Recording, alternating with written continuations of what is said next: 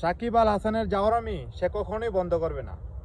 আগে সে মাঠের মধ্যেও ইচ্ছা করে জাওরামি করত, যেন তাকে নিয়ে সমালোচনা হয়। সে এটাই চাই। কত মানুষের কত ভালো লাগা আছে না, এটাই তার একটা ভালো লাগা। সে সবসময় চাই সমালোচনার মধ্যে থাকতে। কালকে যে সে শেখ হাসিনা নিয়ে পোস্ট করছে, জন্মদিনের উইশ জানাইছে। এই জন্মদিন তো শেখ হাসিনার গত বছরে গেছিল, গত বছর কোনো উইশ জানাইছে না। এর আগেও তো শেখ হাসিনার অনেকবার জন্মদিন গেছে, সে কোনোদিন শেখ হাসিনার জন্মদিনে উইশ জানাইছে না। কালকে কেন জানাইছে?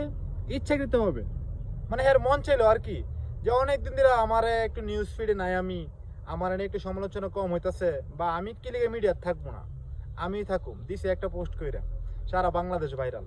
ভারত পাকিস্তানের ম্যাচ ভাইরাল হইছে না, কিন্তু সাকিব আল হাসানের পোস্ট ভাইরাল হয়ে গেছে।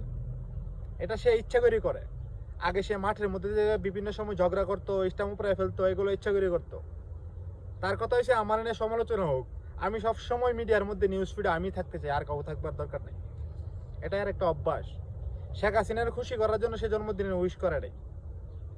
যদি শেখ হাসিনার খুশি করার জন্য করতো, তাহলে গত বছরও পোস্ট করতো। গত বছর করে নাই, এর আগের বছরও করে নাই, এর আগের বছরও করে নাই।